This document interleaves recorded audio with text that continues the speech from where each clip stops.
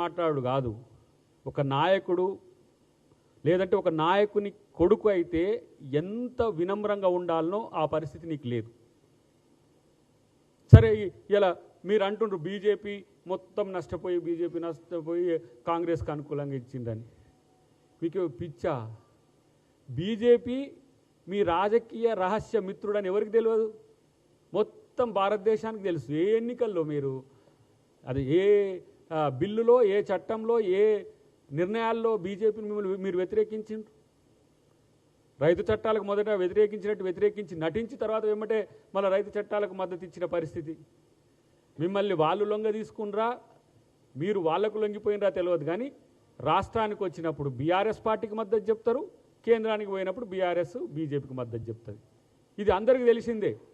కానీ అలా చెయ్యి ఏం చేసిందంటే కమలాన్ని వాడేటట్టు చేసింది, గులాబీ రేకులను చించేసింది. ఇది ఈ విజయము హైదరాబాద్ లాంటి ప్రాంతంలో, south Telangana, north Telangana, central Telangana అంటే హైదరాబాద్ అయితే, హైదరాబాద్లో గతంలో మాకు సీట్లు రాలే, కారణాలు అనేకం. కానీ ఇలా హైదరాబాద్లో కూడా గెలుస్తున్నామంటే ప్రభుత్వ పథకాలకు, ముఖ్యమంత్రి గారి పనితీరుకు ప్రజలు ఇచ్చిన తీర్పు అనేది ప్రతి ఒక్కరు చెప్తున్నారు. ఏదో కాంగ్రెస్ పార్టీ నాయకులు మేము ప్రెస్ మీట్ చెప్పడం కాదు, మీడియా మిత్రులు చెప్తూనే ఉన్నారు, ప్రజాస్వామ్యవాదులు చెప్తూనే ఉన్నారు, న్యూట్రలిస్టులు చెప్తూనే ఉన్నారు. అన్ని పార్టీల కూడా గుసగుసలు చెప్పుకునేది ఏంటంటే రేవంత్ రెడ్డి గారు మంచిగా ఆ పరిపాలనకు ప్రజలు ఇంత పెద్ద ఎత్తున ఆశీర్వాదం ఇచ్చిందని అంటుంటే మీకేమో ఏ విధంగా మీరు మాట్లాడుతున్నారంటే ఏదో కాగితం చింపుకొని వచ్చేసి నువ్వుగాక అమెరికా నుంచి రాగానే మెయ్య టికెట్ ఇస్తే గెలిచినట్టు అని అనుకుంటున్న పరిస్థితి. కాంగ్రెస్ కార్యకర్త శ్రమ కోర్చి, కాంగ్రెస్ కార్యకర్త నుంచి ముఖ్యమంత్రి వరకు శ్రమ కోర్చి అక్కడ ఎందుకు చేసినామంటే ఇలా మీలాంటి వాళ్ళు పుసుక్కున ఏమైనా మీరు చెప్పిన అబద్ధాలు, మీరు చేసిన అసత్య ప్రచారాలు, మీరు చేసిన ఇష్టానుసారంగా చేసిన కామెంట్స్ని నమ్మి ఎక్కడైనా నష్టమైతే ఈరోజు తెలంగాణ ప్రజలకు వచ్చే కష్టం గురించి చెప్పుకోవడానికి ఎన్నికల్లో ముఖ్యమంత్రి గారు వచ్చిండ్రు. ముఖ్యమంత్రి గల్లీ గల్లీ తిరిగిండు. ముఖ్యమంత్రి గల్లీ గల్లీ కాదు గల్లీ బాయ్ని గెలిపియడానికి ఎక్కడికైనా సిద్ధపడ్డాడు. అది ముఖ్యమంత్రి గారి యొక్క తీరు. మా గొల్లకుర్మలు ఎంత ప్రేమగా ఉంటారో తెలంగాణ కాదు దేశం మొత్తం తెలుసు. వాళ్ళను బోలాశంకర్లు అంటారు. వాళ్ళ ప్రేమను పొందని సామాజిక వర్గం ఉండదు. పిచ్చి సన్నాసులారా రౌడీగా క్రియేట్ చేస్తుంది. నవీన్ యాదవ్ యొక్క ట్రాక్ తీసుకోండి. స్టూడెంట్ నుంచి మొదలు పెడితే ఒక మంచి కుర్రాన్ని మేము ఇవాళ జూబ్లీహిల్స్ ప్రజలకు లేకపోతే హైదరాబాద్లో కొత్త లీడర్షిప్ని ఎవాల్వ్ చేయడానికి ముఖ్యమంత్రి గారు చేస్తే ప్రతి దగ్గర తనను డిమోరల్ చేయడానికి బీసీలు అంటే అంత చులకన కేటీఆర్కు. దానికి ఉదాహరణ కూడా చెప్పినాం. బీసీలకు మేము మద్దతు ఇస్తామని చెప్తారు, బీసీలు బంద్ ఇచ్చినాడు బావ ఒకవైపు బామర్ది ఒకవైపు పోతాడు. మళ్ళీ బంద్ తెల్లారే మూసి ఒక్కాయి హైడ్రా ఒక్కాయి. ఏమైంది ఇప్పుడు? హైడ్రాలో మీరు దొంగతనంగా మీ అనుయాయులకు, మీ మిత్రులకు చెరువు శిఖాలు విస్తృతంగా చెరువుల ప్రాంతంలో వేల కోట్ల రూపాయల భూములు అసైన్ చేసినావు నువ్వు మున్సిపల్ మినిస్టర్గా ఉన్నప్పుడు. అవన్నిటిని గుంజుకోవడానికి హైడ్రా వస్తే ఈ కోపం పేదల మీద జరుగుతున్నది, ఈ హైడ్రా బుల్డోజరు ఇక్కడ తిరుగుతున్నది అని చెప్పేసి జూబ్లీహిల్స్ ప్రాంతంలో ఆ బోరబండ ప్రాంతంలో జరిగిన 1-2 ఇండ్లకు సంబంధించిన దగ్గరికి పోయి హైదరాబాదులతో అవతల వాళ్ళని అందరూ తీసుకొచ్చాడ మీటింగ్ పెడితే. ఇలా మూసి పునరుజ్జీవం అంటే హైదరాబాద్ ప్రజలు, బస్తీ ప్రజలు మూసి కంపుతోని అట్నే బతకాలే. నల్గొండ జిల్లాకు సంబంధించి ఉమ్మడి నల్గొండ జిల్లాలో మేమందరం కూడా ఇదే మురికితోని మేము కొనసాగాలి. మూసి పునరుజ్జీవం చేస్తా అంటే మీరు మాత్రం 6 మీటింగ్లు పెట్టిండినా మినిట్స్ తయారు చేసుకున్నారు ఏమేం చేయాలని. అప్పుడు 8,000 ఇండ్లు ఉండే, ఇప్పుడు 11,000 ఇండ్లు కొత్తగా అంటే ఒక 3,000 ఇండ్లు పెరిగినాయి. వాళ్ళకు పునరావాసం కల్పించి ఒక 10,000 కోట్లతో మేము ప్యాకేజ్ ఇస్తాం R&R పాలసీలు అంటే మొత్తం మూసి పునరుజ్జీవం అంతా హైదరాబాద్లో ఉండే పేదోళ్ళ ఇండ్ల గుడిసెలు గుడిస్తానికి అన్నట్టు క్రియేట్ చేస్తుంది. హైడ్రాలో ఇలా తీసుకున్న భూముల విలువ ఒకసారి చూసుకోపోయి హైడ్రా పోలీస్ స్టేషన్కి పోయి రంగనాథ్ గారి దగ్గరికి పోయి కనుక్కో. పోతున్న 100 ఇండ్లైనా 200 ఇండ్లైనా వాళ్ళకు అంతకంటే ఎక్కువ పునరావాసం కల్పించే బాధ్యత ప్రభుత్వం తీసుకుంటుంది. మీలాగా ఇష్టం వచ్చినట్టుగా ఒకసారి ఆర్డర్ వస్తే కొట్టేసుడే ప్రభుత్వం చెప్పదండి. కేసీఆర్ యొక్క కామెంట్స్ అసెంబ్లీలో ఎక్కడ పడితే అక్కడ ఇల్లు కట్టుకుంటే ఉంచుతారా, తీసేస్తుంది ప్రభుత్వం అని చెప్పి నువ్వన్న స్టేట్మెంట్స్ కూడా ఉన్నాయి. కానీ మేము అట్లా చేసినామా?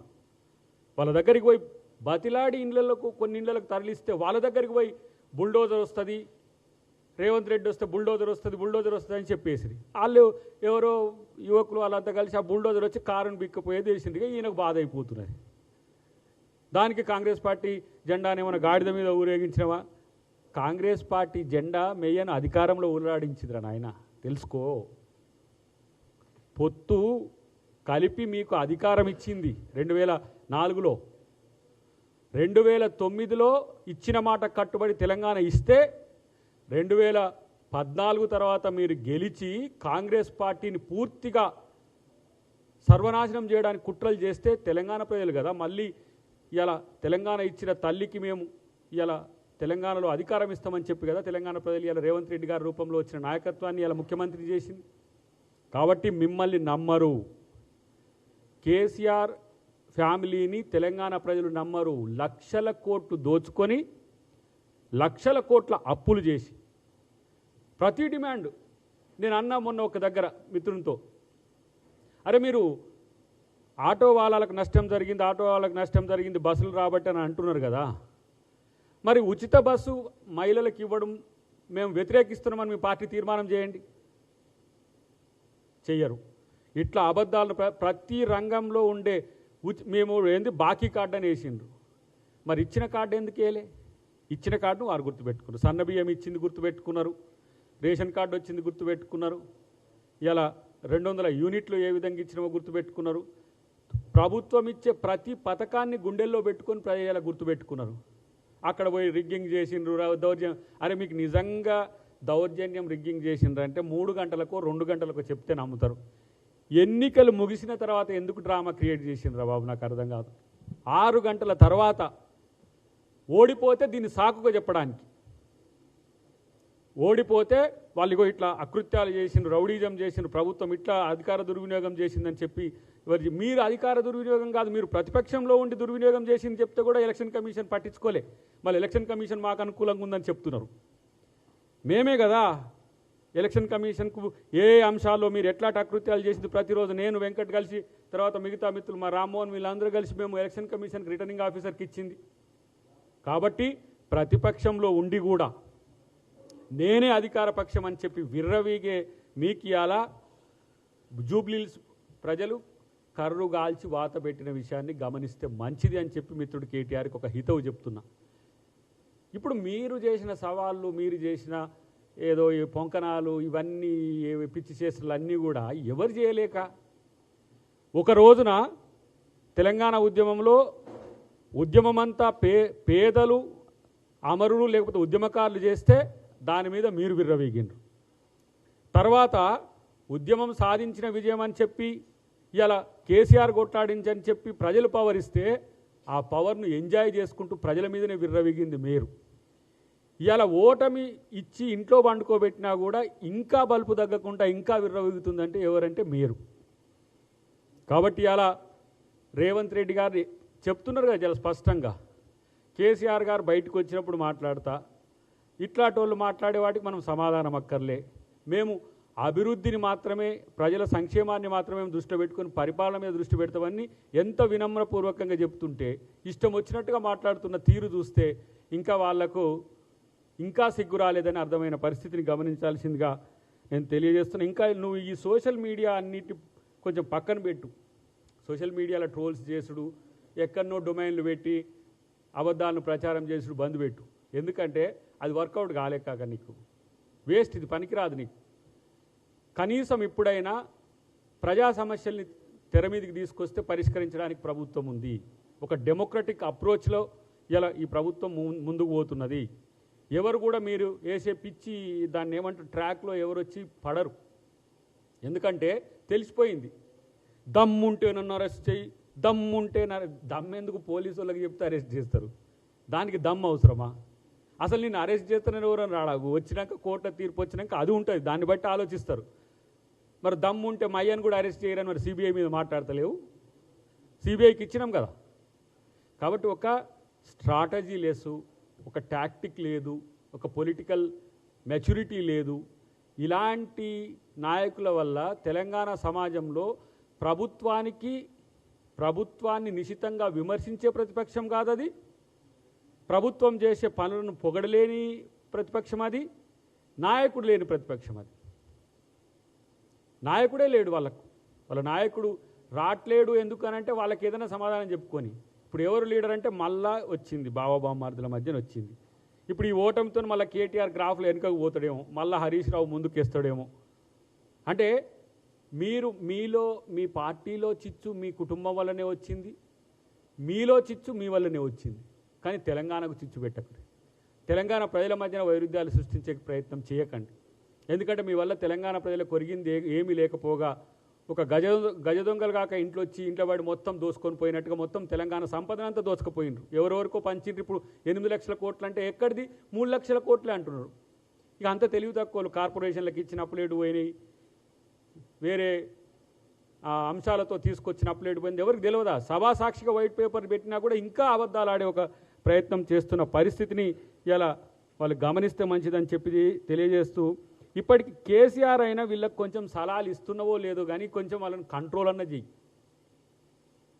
ఇంట్లో కూర్చొని కనీసం ఫోన్ అన్న చేసి ఇట్లాంటివి చేయొద్దు, ఇట్లాంటివి చేయాలని అసలు చెప్తే ఆయన చెప్పింది వింటురో లేదో కూడా తెలియదు. ఏందో అంతఃపురంలో కాక అంతరంగికం జరిగినట్టుగా ఇంత పెద్ద ఎపిసోడ్ జరుగుతూ ఉంది. వాళ్ళకి ఎటు అర్థం కావట్లే. కానీ అలా కాంగ్రెస్ ప్రభుత్వాన్ని బదనాం చేయాలనుకున్నా, కాంగ్రెస్ పార్టీని ఇలా బదనాం చేయాలనుకున్నా, రేవంత్ రెడ్డి గారిని బదనాం చేయాలి కనుక ప్రజలు చాలా నిశితంగా గమనిస్తున్నారు. ప్రజలు నాయకుల కంటే గొప్పవాళ్ళనే విషయాన్ని ఇంకా మీకు బోధపడకపోతే మేమేం చేయలేం. ఈ పరిస్థితిని దాపురించింది మీకు అనంటే మీరే.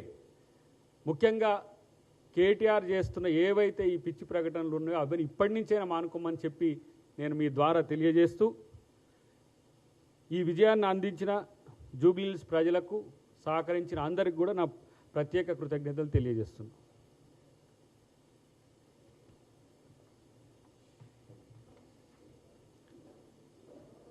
Thank you very much.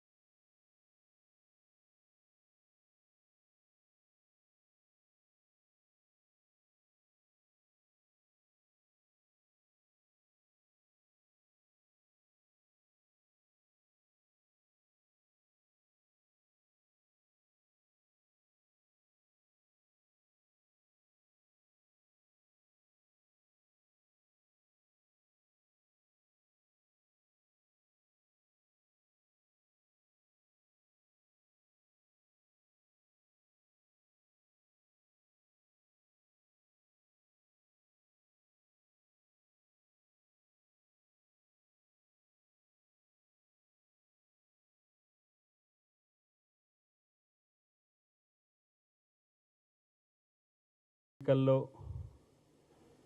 Congress గెలుపుకు సహకరించిన మీ అందరికి కూడా కృతజ్ఞతలు. జూబ్లీహిల్స్ ప్రజలకు కూడా ప్రత్యేక కృతజ్ఞతలు. ముఖ్యమంత్రి గారు అన్నీ తానై ఒక మాస్టర్ మైండ్ లాగా కాంగ్రెస్ పార్టీకి ఒక కొత్త తరహా గెలుపును సమిష్టి కృషితో పనిచేస్తే ఏ విధంగా విజయం వస్తుందో మళ్ళొక్కసారి జూబ్లీహిల్స్ ఎన్నికల్లో ముఖ్యమంత్రి గారు చూపించిండ్రు. మంత్రివర్గానికి పనిచేసిన ఎమ్మెల్యేలకు, ఎమ్మెల్సీలకు, కాంగ్రెస్ పార్టీ నాయకులకు అందరికి కూడా కాంగ్రెస్ పార్టీ తరఫున ప్రత్యేక కృతజ్ఞతలు. అయితే ఈ ఎన్నిక చాలా ప్రత్యేకం కూడా. అకాలంగా అనేదానికంటే మాజీ ఎమ్మెల్యే గారు చనిపోయిన ఎమ్మెల్యే గారు చనిపోవడం వల్ల వచ్చిన ఎన్నిక అయినప్పటికీ కూడా ఇది తెలంగాణ వ్యాప్తంగా ఒక పెద్ద చర్చకు తావిచ్చింది ఈ ఎన్నిక. చాలామందికి ఎవరైతే కాంగ్రెస్ పార్టీ నష్టాన్ని కోరుకునేటోళ్ళంతా కూడా ఏ విధంగా మాట్లాడిందో చూసినాం. కాంగ్రెస్ పార్టీ 20 నెలలకి ఇట్లయిపోయింది, కాంగ్రెస్ పార్టీ ఇలా ఏ ఎన్నిక వచ్చినా ఓడిపోతుంది, కాంగ్రెస్ పార్టీ ఇలా ఐక్యత లోపించిందని చెప్పిన వాళ్ళందరికీ కూడా ఇదొక ఏమంటాము ఒక రకమైన జవాబునిచ్చిందని చెప్పాల్సిన అవసరం ఉంది. సరే, కేసీఆర్ గారు రాలేని దానికి వాళ్ళు సమాధానం చెప్పకపోయినా ఎన్నికల్లో వాళ్ళ పార్టీ పోటీ చేసింది. మరి దానికి ఇన్ఛార్జిగా కేటీఆర్ని ఇచ్చిండ్రా, హరీష్ రావుని ఇచ్చిండ్రా. సరే, హరీష్ గారి తండ్రి చనిపోవడం వల్ల వారు రాకపోవచ్చు. కానీ అటువైపున అంతా నేనే అని చెప్పి తిరిగిన కేటీఆర్ మొత్తం ఛాలెంజెస్, ఓపెన్ ఛాలెంజెస్, తన స్థాయికి మించిన ఛాలెంజెస్, ఇష్టం వచ్చినట్టుగా మాట్లాడిన తీరు మీరు మీ ముందే తెలుసు. అంత social media, main stream media, propaganda media, BRS media అంతా చూసినాం. నోటికి వచ్చినట్టు మాట్లాడడం, ఇష్టం వచ్చినట్టు మాట్లాడడం, ఎవరినైనా సరే లెక్క చేయకుండా మాట్లాడడం, ఇలాంటి పరిస్థితులు ఎన్నికల కంటే ముందు చూసినాం. ఓటమి చావు దెబ్బ కొట్టినా ఇంకా బలుపు, అహం మాత్రం తగ్గలే కేటీఆర్. ఎందుకంటే బీఆర్ఎస్ పార్టీనో టీఆర్ఎస్ పార్టీనో నువ్వు బతికించినోనివి కాదు, పుట్టించినోనివి కావు కాబట్టి నీకు దాని విలువ తెలియదు. కాబట్టి అది చస్తేంది పోతేంది అన్నట్టుగా ఇష్టం వచ్చిన తీరున వ్యవహరించిన పరిస్థితి. అంటే ఏదో చింత చచ్చినా పులుపు చావలేదన్నట్టుగా ఇంకా కొన్ని శాస్త్రాలు ఉన్నాయి చెప్పలేని. అలాంటి పరిస్థితి వచ్చినప్పటికి కూడా ఈరోజు నువ్వు మాట్లాడుతున్న తీరు చూస్తే ఇంకెవ్వరక్కర్లేదు బీఆర్ఎస్ను నాశనం చేయడానికి. నువ్వు ఒక్కనివి చాలనిపిస్తున్నది. నీ ఒక్కనితోని బీఆర్ఎస్ పతనం ఖాయమనిపిస్తున్నది. నీ యొక్క రాజకీయ అస్తిత్వం కొరకు, నీ యొక్క పిచ్చి చేష్టలు చూడలేదా? ఎన్నికల సందర్భంలో ఒక టిప్పర్ గుద్దుకునే ఆర్టీసీ బస్సును విగత జీవులు అక్కడ ఉంటే దేక్లేంగే అనుకుంటా టవల్లు తిప్పుకుంటా రోడ్ షోల్లో ఈవెంట్ మేనేజ్మెంట్లు చేసిన తీరు కనపడలేదా? నీ రాజకీయ మెచ్యూరిటీ ఇంతకంటే ఎక్కువ ఉదాహరణ కావాల్సిన అవసరం ఉందా? ఇలా ఒక్క ఎన్నికతో గెలిచి ఇంత మిడిసిపడుతుండ్రు. నీకు అర్థమవుతుందా రా బాబు? అసలు ఫస్ట్ మీకు ఏమవుతుందో నీకన్నా అర్థమవుతుందా? 100 సీట్లు అన్నళ్ళు మిమ్మల్ని